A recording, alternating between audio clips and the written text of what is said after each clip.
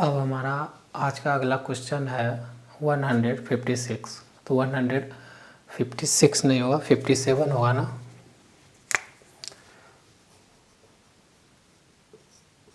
57 है। क्वेश्चन पढ़ लेते हैं, एक बार पढ़कर हम लोग समझ लेते हैं, फिर इसका सॉल्यूशन करते हैं। The cost of an article was रुपया इतना। जो एक वस्तु का कीमत है वो 75 रुपया था। The cost was first increase by 20%। जो कीमत है आर्टिकल का पहले बढ़ाया जाता है 20%, ठीक है। And later on it was reduce by, और तुरंत अगले ही क्षण उसको उस कीमत को घटा दिया जाता है 20% से। The present cost of the article is, तो आपको बताना है कि जो अभी वर्तमान जो कॉस्ट है आर्टिकल का, वस्तु का, वो आपको पूछा गया है, ठीक है। तो इसका सॉल्यूशन कर लेते हैं रेशियो मेथड से। तो देखिए अभी तो हमको इसका कोई काम नहीं है, अभी हमको पहला कीमत बढ़ाया जा रहा है 20%, तो हमको 20% का फ्रैक्शन वैल्यू क्या होता है 1/5 होता है, जिसमें जो 5 होता है वो आपका क्या होगा ओरिजिनल प्राइस होगा, और ये क्या होगा 1 होगा 25%, जो क्या कर रहा है इंक्रीज वैल्यू होगा, ठीक है। और एक और है फिर रिड्यूस ही कर रहा है 25% का, फिर से रिड्यूस ही कर रहा है। तो पहले एक इनिशियली देख लेते हैं और एक फाइनल देख लेते हैं, ठीक है। तो पहले केस में क्या किया जा रहा है, दूसरे केस में 2 केस हो रहा है, 2 बार ऑपरेशन हो रहा है एक ही वस्तु पर। तो पहला ऑपरेशन बोल रहा है कि 20% का क्या हो रहा है इंक्रीज हो रहा है, 20% का क्या कर रहा है इंक्रीज हो रहा है। तो पहले इनिशियल वैल्यू क्या रहा होगा 5, और उसमें 20% बढ़ाया जा रहा है, मतलब 1 बढ़ाया जा रहा है, तो ये कितना हो गया होगा 6। और दूसरा केस में भी 20% है, इसलिए 20% है, तो ओरिजिनल वैल्यू तो यही निकलेगा 1/5 फ्रैक्शन वैल्यू निकलेगा, ओरिजिनल प्राइस ये हो जाएगा। लेकिन अब क्या कर रहा है यहाँ पर रिड्यूस कर रहा है, तो ये 20% क्या हो जाएगा रिड्यूस। तो पहले तो इनिशियल 5 होगा और रिड्यूस होगा 1, 20% रिड्यूस होगा मतलब 1, तो 4 हो जाएगा, ठीक है। तो इस दोनों को जब हम गुना करेंगे तो वो 25 आएगा, इस दोनों को गुना करेंगे तो वो 24 आएगा ना। तो हमको जो है अब ये इस लाइन का यूज है कि पहली कीमत कितना था 75, तो 75 का मान जो है 25 का मान कितना दिया हुआ है वहाँ पर 75 मान दिया हुआ है, तो यहाँ से 1 का मान निकाल ले तो 75 डिवाइडेड बाय 25 हो जाएगा। 1 का मान अगर ये आ गया तो हमको निकालना है क्या प्रेजेंट कॉस्ट। प्रेजेंट कॉस्ट तो यही होगा, प्रेजेंट कॉस्ट क्या होगा यही होगा आपका प्रेजेंट कॉस्ट जो है ये आपका 24 है। तो 1 का मान इतना, तो यहाँ से हम 24 का मान निकाल लें तो 75 गुना में 25 गुना में 24, ठीक है। आ गया तो देखते हैं करके कटेगा क्या, 5 से काट देते हैं एक बार में, और 5 से 25 5 बार में, 5 से इसको काट देते हैं 5 बार में, 5 से ये गया 3 बार में, तो 24 गुना में 3 कितना आएगा 4 12 हाथ में 1 3 का 6 1 7 72 रुपया। जो अभी प्रेजेंट कॉस्ट जो है वो कितना बन रहा है 72 रुपया। 72 रुपया ऑप्शन में है, हाँ ऑप्शन ए है। तो हमारा जो राइट आंसर बन गया वो कितना बन गया ऑप्शन ए 72 रुपया। तो निकालने का आपको पूरा प्रोसेस समझ में आया होगा किस तरह से निकाले। तो ये है इस टाइप के क्वेश्चन का सॉल्यूशन। इसका एक और मेथड है वो भी हम लोग देख लेते हैं। इस क्वेश्चन का एक शॉर्ट मेथड और है वो भी देख लेते हैं, जिसे हमको लाना है कितना 72। तो देखिए क्वेश्चन तो आपको समझा दिए हैं, तो पहले अब हम क्या कर रहे हैं एक ही प्राइस पे ना एक बार बढ़ाया जा रहा है एक बार घटाया जा रहा है। तो ऑपरेशन जो हो रहा है एक ही आर्टिकल पे हो रहा है ना एक ही आर्टिकल पे। तो हम इससे जब ऐसा होता है तो हम इफेक्टिव परसेंट निकाल लेते हैं। ठीक है, तो इफेक्टिव परसेंट का फॉर्मूला क्या, 1 + a + b + a गुना में b डिवाइडेड बाय 100 और यहाँ प्रतिशत है ना। तो इफेक्टिव प्रतिशत निकल जाएगा हमारा। तो रिजल्ट ही तो निकलता है, इफेक्टिव परसेंट मतलब क्या, इफेक्टिव रिजल्ट या इफेक्टिव परसेंट निकलता है।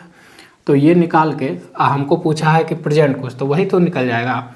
तो एक बार क्या कर रहा है देख लेते हैं, पहले प्राइस को क्या कर रहा है 20% बढ़ाया जा रहा है, तो 20% प्लस में, और एक बार 20% घटाया जा रहा है तो माइनस में, और यह प्लस माइनस माइनस में 20 गुना 20 डिवाइडेड बाय 100, यहाँ प्रतिशत का साइन, ये 20 से ये 20 खत्म, क्योंकि एक प्लस में एक माइनस में खत्म, ये जीरो 2 जीरो नीचे ऊपर खत्म, बचा क्या 2 गुना 2 प्रतिशत, ये हो गया इतना। ठीक है, -4% हो गया। आप देखिए इस -4 को अगर हम चेंज करें तो क्या आ जाएगा 4/100, इससे काट देंगे एक बार में, इससे कट जाएगा ये 25 बार में, आ गया। तो परसेंटेज को हम बदल लिए फ्रैक्शन में। अब ये माइनस क्या कर रहा है, दिखा रहा है कि 4% घट रहा है, तो ये आपका क्या होगा ओरिजिनल, जो भी ओरिजिनल कॉस्ट मान लीजिए ये, और ये क्या होगा, ये होगा 25%, नहीं ये होगा आपका क्या 4% का जो क्या हो रहा है कमी हो रहा है, ये -4% क्या हो रहा है कमी हो रहा है, तो ये हो गया 1 हो गया उसका वैल्यू। ठीक है, तो यहाँ आइए तो हम लिख लेते हैं ओरिजिनल कॉस्ट और फाइनल कॉस्ट। ठीक है, तो ओरिजिनल कॉस्ट हमारा क्या निकला है 25, और फाइनल कॉस्ट में क्या होगा 4% मतलब 1 का डिक्रीज, तो ये कितना हो जाएगा 24। तो इसी का मान आपको क्या दिया हुआ है, इसी का मान दिया हुआ है 75 दिया हुआ है। तो 75 कैसे बना होगा, 75 ये आएगा तो 75 डिवाइडेड बाय 25, इसमें गुना करेंगे तो ये आ जाएगा। तो इसमें जब इतना मल्टीप्लाई तो 75 आएगा। तो हमको तो पूछा है अभी का मान, तो ये निकालने के लिए 25 गुना कर देंगे इसमें भी गुना करेंगे क्या 75/25, क्योंकि ये इसका मान 75 है, तो 24 का मान कितना है निकालने के लिए क्या करेंगे 75 गुना 25 करेंगे। ये 5 से 5 से काटेंगे तो एक बार में 5, और ये 5 बार में, ये काटेगा 3 बार में, तो 24 गुना में 3, तो कितना आ गया 12,672 इतना रुपीज़। यही आपसे पूछा भी है, तो ये आपका आंसर हो गया। ये हो गया आपका फाइनल कॉस्ट, जो आपसे यहाँ पूछा है फाइनल कॉस्ट बोलिए या प्रेजेंट कॉस्ट, यही पूछा है। ठीक है, तो आप समझे कि इफेक्टिव परसेंट एक ही वस्तु पर एक बार घटा एक बार बढ़ा होगा, तो यहाँ से आप इफेक्टिव परसेंट निकाल लो, उससे एक इफेक्टिव परसेंट आ गया -4%, उसका हम क्या किए फ्रैक्शन वैल्यू बदल लिए। तो हम जानते हैं कि फ्रैक्शन में बदलने के बाद नीचे वाला हमेशा ओरिजिनल होता है और ऊपर वाला क्या होता है प्रतिशत का मान होता है। तो इससे हमारा 2 चीज़ निकल गया, फाइनल कॉस्ट और ओरिजिनल कॉस्ट और फाइनल कॉस्ट, उसी वस्तु का इफेक्टिव मतलब फाइनल वैल्यू निकल गया। आप उसमें देख रहे हैं कि 25 क्वेश्चन के अनुसार आ रहा है, लेकिन अकॉर्डिंग टू क्वेश्चन जाएंगे तो उसमें दिया 75, आ रहा है 25, लेकिन उसका दाम क्वेश्चन में कितना दिया 75। तो 75 कैसे आया होगा, जब हम इसमें गुना करेंगे कितना 25 में गुना करेंगे 75/25, तो 25 से 25 कटेगा तब ना 75 आएगा। तो उसी तरह इतना ज़्यादा गुना किए ना 75 पाने में 25 में, तो 24 में भी कितना गुना करेगा इतना करना होगा, तो हमारा 72 आ गया। तो ये भी एक मेथड है, और इससे पहले मैंने जो बताया वो भी एक मेथड है। दोनों तरह से आपको जो अच्छा लगे वो सॉल्यूशन कर सकते हो। इफेक्टिव मेथड कब लगाते हैं, जब कोई ऑपरेशन जो एक ही वस्तु पर हो रहा है, बढ़ाने घटाने का, ये दोनों बार बढ़ाए या दोनों बार घटाए, ठीक है, या एक बार घटाए और एक बार बढ़ाए।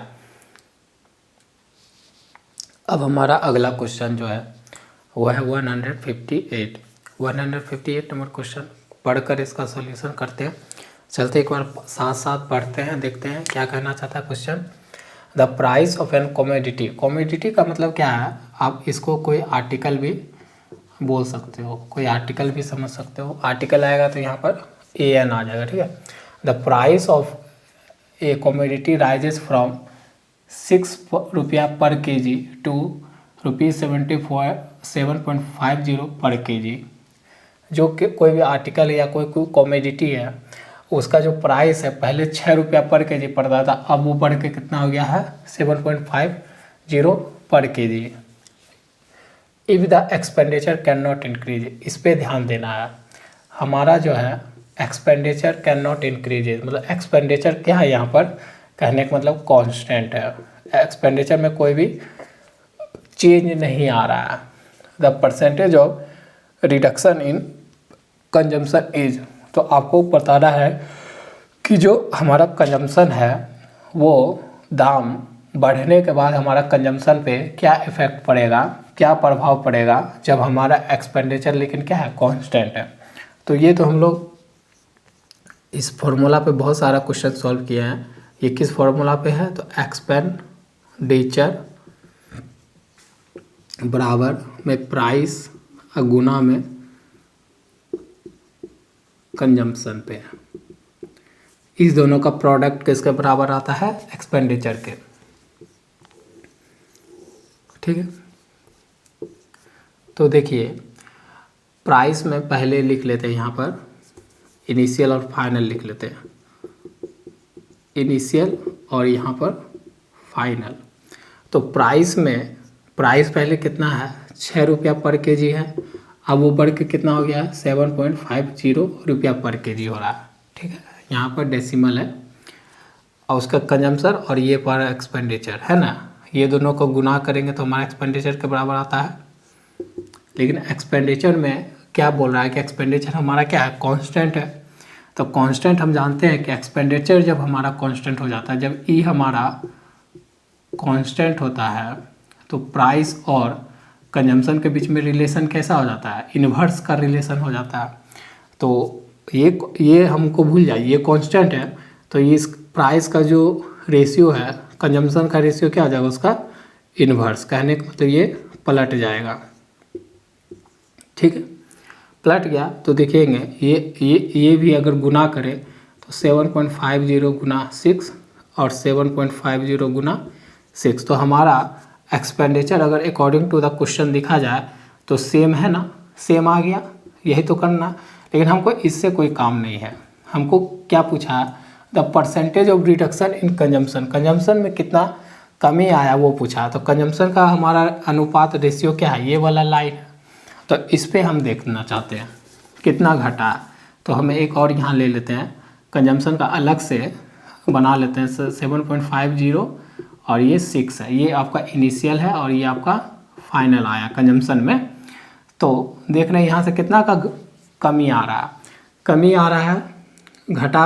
अगर इसको डेसिमल उड़ा ले, इसका डेसिमल उड़ा लेते हैं, डेसिमल चेंज कर लेते तो हमारा आसानी हो जाएगा।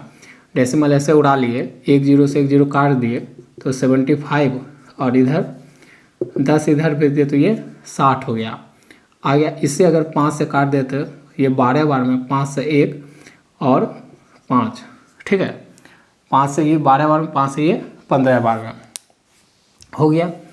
तो और काटोगे सिंपल जितना कर सकते हो, ये 3 से काटेंगे 4 बार में, 3 से काटेंगे 5 बार में, तो हमारा फाइनल जो कंजम्पशन का काटने के बाद जो रेशियो मिला वो 4 और 5 का। तो कितना कमी हो रहा है, 1 का कमी हो रहा है। किस पे चेक करेंगे, तो इनिशियल पे, तो इनिशियल 5 है और उस पर परसेंटेज निकाला तो भिन्न को फ्रैक्शन को 100 से गुना प्रतिशत का साइन, तो ये इससे काट देगा तो ये क्या आएगा 20%। अब माइनस यहाँ पर क्या इंडिकेट कर रहा है, डिक्रीज का कर रहा, तो इसका मतलब कंजम्पशन में जो उसका कमी आया वो कितना आया है 20% का डिक्रीज आया है। तो आपका जो ऑप्शन हो जाएगा राइट, यहाँ से बी राइट ऑप्शन हो जाएगा, ठीक है। तो इस तरह से भी आप इस तरह के क्वेश्चन का क्या कर सकते हो, सॉल्यूशन कर सकते हो, ठीक है। आपको समझ में आया होगा।